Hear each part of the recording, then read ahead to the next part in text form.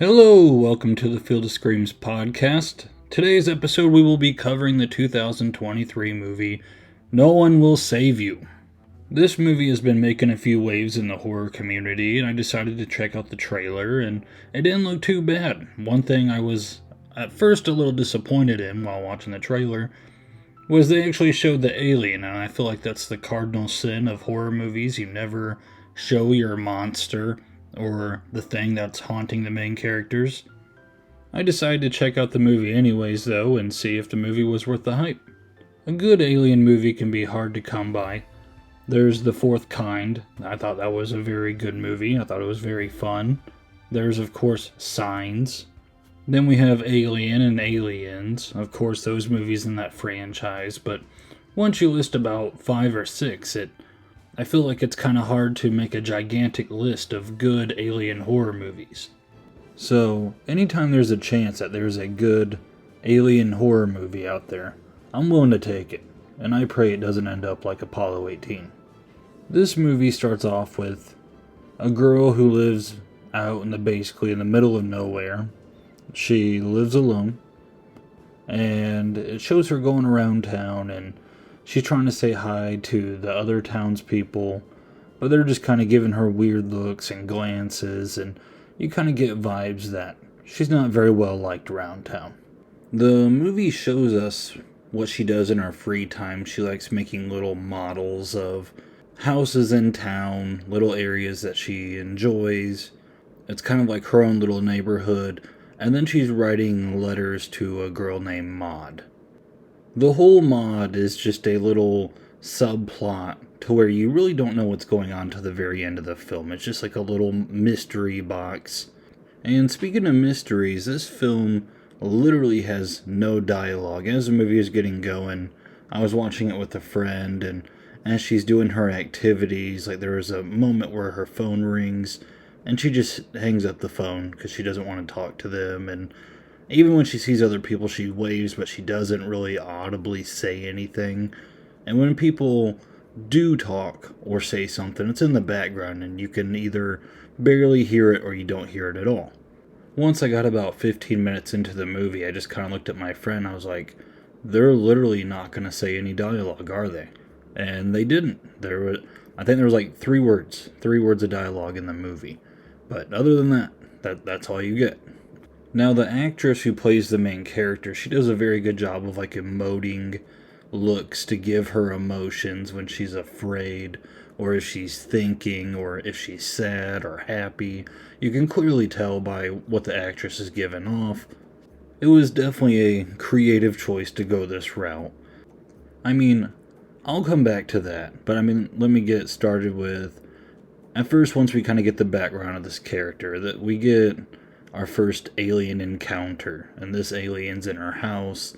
It's really well done. Again, showing the alien early does not hurt the film. The alien's just wandering around her kitchen, and you kind of just get a glimpse of how this alien moves. It's very abnormal, and the sounds it makes, again, it's just very strange and maybe disturbing. The movie does a good job using lighting to its advantage. There's sometimes when it shows the alien might be on another side of a glass window, and it looks kind of distorted. Eventually we get to a part to where the alien comes for her, and she takes this sharp object and stabs it in the head and kills the alien. And then nighttime's over and daytime comes because I think she passed out. But then at this point, you're kind of wondering what she's going to do. She just killed an alien after encountering one. Her house is destroyed. I think her car, something happened to where it didn't work, so she gets on her bike and she rides her bike into town. And as she's going, you notice these kind of weird symbols in other yards, and you kind of start getting clues that the aliens visited other houses too, not just hers. She rides into town, and she goes into the police station, which seems like the right thing to do. As she walks in there, she runs into a lady who I'm guessing was Maud's mother. Yeah, I think that's what she sees Maud's mom and father, I think it was, earlier in the film, because as she's writing a note, she writes that she has saw her parents. and it gets you wondering, why is she writing to this Maud girl? Why is she saying she just saw her parents? And there's even like a little note that like, I will never forgive myself for what I did. So our main character walks into the police station. Maud's father is a policeman, so Maud's mother is also in there talking to him. When they see our main character, she looks very angry, and Maud's mother spits on our main character. And then Maud's father just kind of stares at our main character like, oh my gosh, I can't believe that happened, I'm so sorry. But he doesn't say that because there's no dialogue. So it was just kind of like the looks of their faces is how you get these reads. So at this point, I'm like, oh wow, Maud's parents do not like her at all. And I start wondering maybe she had an affair with Maud's father. That was my first thought after this scene, because with no dialogue, it keeps you guessing. It's that little mystery. But after I sat there wondering about why Maud's parents acted this way, our main character then, who is very upset, storms out of the police station. And I'm like, wait, hold on. Even though that was probably really embarrassing, your house is destroyed. You just saw an alien and you killed it. So what are you going to do now? And what she does is she gets on a bus. And if this movie had some dialogue, I just find it very unbelievable that she would walk out of the police station after that moment, even though she was very embarrassed. So I guess with the film having no dialogue, this would be the only scene to where I would have a complaint. Like after her walking out of the police station, I was like, oh, come on. Like you still gotta tell them, you gotta do something. You can't just get on this bus and run away. They're aliens. You saw an actual alien. Like that is something you need to tell someone. So even though Bryn, our main character Bryn, gets on a bus to try to run away from her problems, the aliens do not go away. Like they literally come in waves in this movie. I mean, in some ways, aliens come in different forms. There's one like gigantic spider-looking alien that is very cool and looks very scary and destructive. There's a shorter alien that kind of has a temper. Then there's other normal-looking aliens. It's kind of just your standard-looking alien that you would imagine, just skinny, smooth skin, black eyes. They have telekinetic powers. You see an alien spaceship multiple times try to use like a tractor beam to try to stop her. Other people, they get taken over by the alien. It's kind of like Invasion of the Body Snatchers type of way. I mean, really any type of scene you want to see in an alien movie, this movie has it. They come at her at so many different ways, and she fends off the aliens time after time after time. There's even a cool part where they clone her, and her clone comes after her, and she has to kill her own clone. It's kind of cool. The visuals are really cool. Going from the looks of the different aliens to the spaceship to their psychic powers and levitating her and the different rays and tractor beams and the different colors used, and then we eventually get inside of a spaceship and that looks cool. Like the visuals are outstanding in this movie. It's a very fun movie to watch. Now Bryn, after going through the ringer, and there's even a moment where the little body snatcher parasite thing, like they put it into her mouth, so they're like going to take her over, but she overcomes that and like pulls it out of her own throat. Like this girl's like Rambo with just no dialogue either. Like it's cool. Eventually, not even Bryn though can outrun the aliens, and they get her in the spaceship finally. And when they get her into the spaceship, all of the aliens kind of gather around her, and I don't know, part of me thinks the aliens are kind of fascinated with her just because she killed or stopped so many of their aliens. Like, they're just kind of wondering what makes her so tough. What gives her so much willpower, to do all of this. Like, she's gave all of them so much trouble of just trying to take over the planet. Like, they're getting everyone, all the neighbors, everyone. But Bryn will not go down. So the aliens gather around her, and they go up to her, and they touch her head. And this is kind of our reveal moment. There's like little snippets and clips that keep giving us hints about what the whole mystery of Maud is. Why does she keep writing to Maud? Why were her parents mad? What did she do? And then finally when the aliens touch her head, we as an audience find out at the same time as the aliens as to what really happened. And what really happened was, when she was 12 years old, she was playing with Maud, her best friend. They were horsing around in the woods. They got into like a play fight, and Bryn grabs a rock and hits Maud in the head and accidentally kills her. Now, this entire time that Bryn is in her house, and writing these letters and making these sculptures, really it's her just trying to make a reality to where she can forgive herself and move on.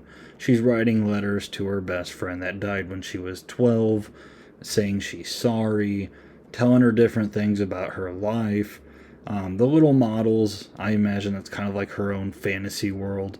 Actually, the director of the film himself, I read an interview, I suspected it, but he kind of confirmed it. Like, Bryn was making these models to kind of give her own little fantasy world where everything was great and everyone was happy, and she could walk around neighborhoods to where everyone waved at her. Everyone acknowledged her. She wasn't the neighborhood freak like people look at her now. Like it showed in the beginning of the movie, her waving to people and them just kind of giving her a look and moving on. They wanted nothing to do with Bryn. So once we get this vision, the aliens kind of stop and they pull her out of it, and then she kind of just finds herself on the road, and we get this ending scene to where she is in town and she's kind of walking around smiling. She looks at her neighbors and waves at them, and all of them at the same time raise up a hand and wave very robotically. You're guessing that they are possessed by the aliens or infected, whatever you want to call them. And then she kind of goes into like this town plaza, and these people are dancing, and she's dancing with them, and she looks very happy. And the movie kind of just cuts out with her smiling really big, dancing with all these townspeople, and having a good time. My first guess was that she was infected by the aliens once she was on the ship, and she was finally able to enjoy herself. My friend kind of guessed that maybe she was in the afterlife, that she died, and maybe one of the girls she was dancing with was Maud. We were just taking guesses as to what the ending meant. So then I looked up the ending itself, and the director kind of explained it, and I liked what he had to say. His explanation, the director, was that by the end of the film, when the aliens saw what she did and saw all the guilt that was trapped into her head, that they assumed that she had been through enough, so they left her. They left her to go live in society. She didn't need a punishment. She didn't need to be taken over or possessed. She had been through enough. Now you might be thinking, well, who would want to live in a world where everyone's possessed or infected and doesn't think for themselves as human beings? Well, Bryn would, because where everyone's possessed, well, they all acknowledge her. They all wave back when she waves. They all participate in stuff with her. And she's very happy. This was the dream world that she wanted to live in the very beginning of the movie. But she didn't get it because human beings as people, sometimes things happen and we judge other people and we can't shake that status. She committed that act when she was young, and that kind of scared people. They didn't want to talk to her. They didn't want to wave to her. They wanted nothing to do with her. Maud's parents still didn't forgive her after all those years. And now that they're possessed, she doesn't have to live with that anymore. It's not haunting her. She can move on. So this is Bryn's happy ending. The director, Brian Duffield, he actually said he got inspiration for this movie by seeing different cases of just very young children committing very bad acts of violence and knowing that they will never have a life afterwards. I think one of the cases he pointed out was that weird Slender Man case where there was two teenage girls who stabbed another teenage girl thinking that they would do it to appease Slender Man, thinking that he was real. Well, those two girls, they're going to be locked up for a very long time or in a psych ward. They're probably not going to see public life for a very, very long time. And this movie kind of addresses of, when you commit such acts like that at a young age, should you be put away for a very long time? And I think that's just kind of a moral question. I don't really have an answer that I think is right or wrong. I know when that story came out of the Slender Man stabbings, when I saw that, I was like, yeah, put those girls away. They don't need to be in society. But I mean, like, I guess that kind of ties to this movie. When bad things happen at a very young age, should people be condemned for most of their lives? And I think that's what the movie's trying to achieve here. So yeah, came into this film looking for a cool alien movie, hoping it would be scary. It's not really the scariest movie ever. There's a lot more action in it than actual scares, but it is a cool looking movie. It's fun, and I thought the reveal was pretty cool. Sometimes it's kind of cool when you go to watch a movie where you might just think it's dumb fun, but then it has this big deep message at the end, and you're like, wow, I didn't expect to think that much. That's kind of how I felt watching this film. So to sum up this film, visually it's very fun. It has no dialogue. It has waves and waves of action and violence and just different aliens. If you are a fan of any type of alien, it has everything you would want in this movie. And it has a nice little deep ending. And a nice little mystery too, which it solves. So this wraps up my review for No One Will Save You. If you like alien movies, it is on Hulu. I recommend checking it out. I thought it was very good.